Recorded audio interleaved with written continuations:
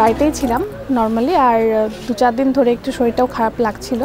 তো তারপরে মে মাসের 2 তারিখ ছিল দিনটা, আর সকালবেলায় জানতে পারি আমরা যে কেউ আসতে চলেছে আমাদের মধ্যে, পুচকুসোনা। তো তারপরে আমরা সবাইকে জানাই, ফ্যামিলিতে যারা যারা আছে সবাই তো ভীষণই খুশি হয়েছিল।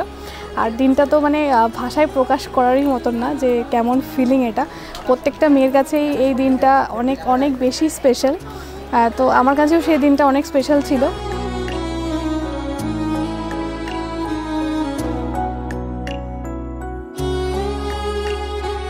যে সুগার হলো কিনা।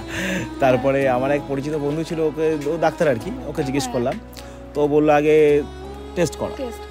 তো সঙ্গে সঙ্গে আমি তখন কটা সকালে মানে ফার্স্ট বাজার করতে গিয়ে আমি একটা টেস্ট কিট কিনে নিয়ে চলে এসেছি। বাজার করতে গিয়ে, সবজি বাজার করতে গিয়ে, মাছ বাজার করতে গিয়ে টেস্ট কিট কিনে নিয়ে চলে এসেছি। এরা যারা বাস্তব সেটা বলতে হবে, হসপিটালে কিছু নেই। হ্যাঁ, আমি তাও তারপরে পেঁপে খাওয়া আর আনারস খাওয়া শুরু করে দিয়েছি। আমার হয়তো শরীরে কোনো প্রবলেম হচ্ছে, স্ট্রেসের জন্য হয়তো হচ্ছে এরকম। তো তার মধ্যে ও বলছে না না একবার তো টেস্ট করে দেখাই যেত। আমি বললাম এরকম ধরনের তো এক্সপেকটেশন নেই, ওই টেস্ট করে মানে এমন এক্সাইটেড হয়ে একটা না 5-6টা মনে নিয়ে এসেছিল। হ্যাঁ 5-6টা নিয়ে এসেছিল, যদি ভুল একটা যদি ভুল হয় বারবার ক্রস চেক করার জন্য। হ্যাঁ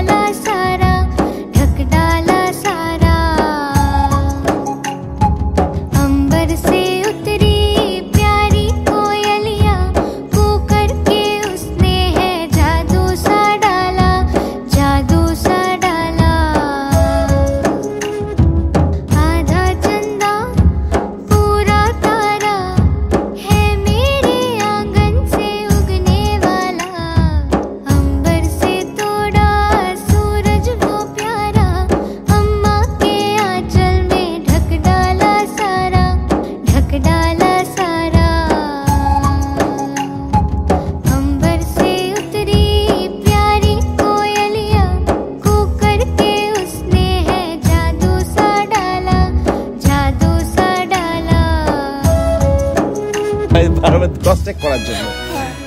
তারপরে মোটামুটি টেস্ট করে যখন দেখলাম তখন মনে হয় দিদি ছিল ওখানে। দিদি ওখানে ছিল, দিদি অন্য ঘরে ঘুমাচ্ছিল তখন। মানে আমি টেস্ট করে প্রথমে ও মানে ঘুম থেকে 4:30 5টা বাজে, 4:30-5টা সকালে। তো টেস্ট করার পরে যখন দেখলাম যে পজিটিভ, তখন মানে ও তো যথারীতি কান্না করে দিয়েছে। আর মানে আমি কি বলবো, আমি সবসময় ওর কান্না করলে মোটামুটি আমি আরো রেগে যাই, বাস্তব তাই। ও কান্না করলে আমি আরো রেগে যাই। খুশির খবর অথচ কান্না করবে, দুঃখের খবর কান্না করবে। দুঃখের কথা কান্না করেই সবাই, কিন্তু খুশির খবরে কান্না করে। তো ওটার জন্য আমি ওকে বললাম কান্না টান্না করে আগে দেখো, দিদিকে ডাকো।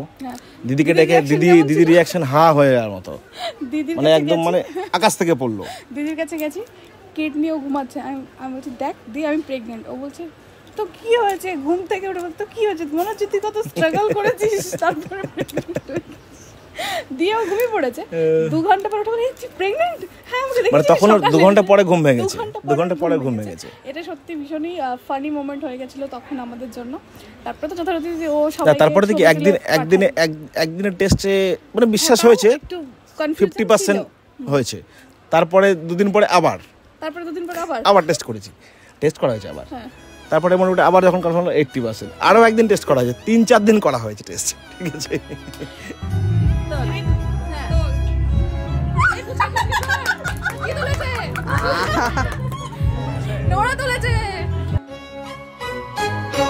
सुबह मुझे रोज मैना बुलाए, जैसे कि जुगनू को रहना बुलाए, रहना बुलाए।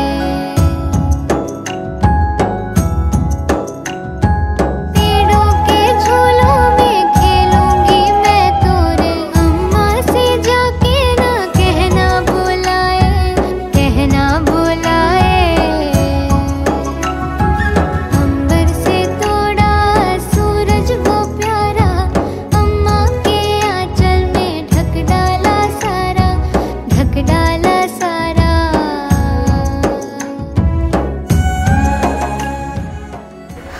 সত্যি কথাই বলতে যে আমার বর হচ্ছে লাখো মে কারোড়ো মে এক। ও কোনো আমার কিছু বলার জায়গায় রাখেনি। এখন শুধুমাত্র প্রেগনেন্সি বলে না, বিয়ের পর থেকেই ও আমার সমস্ত যত্ন, আর তুই বলো প্রেগনেন্ট বলে তো অবশ্যই বেড়েছে। মানে আগে কি হতো, ও ঘুমিয়ে থাকলে রেগে যেত, মানে ওকে ডাকলে।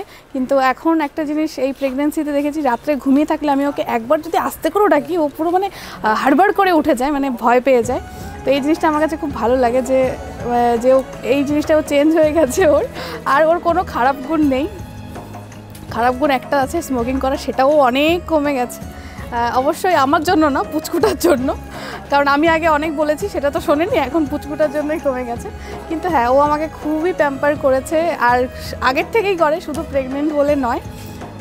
হ্যাঁ, ভালোই প্যাম্পার করেছে, আমাকে কেয়ার করেছে। তো পুচকু শোনার জন্য আমাদের একটাই মেসেজ, যে আমরা দুজনেই চাই ও খুব ভালোভাবে মানুষ হোক। মানে ও তো দেখবে ভিডিওটা, তো যাই হোক, তুই অনেক বড় হবি, তোর পাশে আমরা সবসময় থাকবো সবভাবে। কখনো তোর পরে কোনো কিছু চাপিয়ে দেবো না, যে না এই জিনিসটা তোকে করতে হবে কি না। তোর পাশে সবসময় আমরা থাকবো, তুই যেটা করবি, যেভাবে চলবি, অবশ্যই ঠিক ভুলটা বোঝাবো তোকে। তবে হ্যাঁ, তোর পাশে আমরা সবসময় থাকবো। হ্যাঁ, কিন্তু লুকিয়ে কিছু করিস না, যা করবি বলে করবি, তাহলে কোনো অসুবিধা নেই, ঠিক আছে? तितली के कानों में फूल लगाए, पत्तों के माथे पे मोती सजाए, मोती सजाए।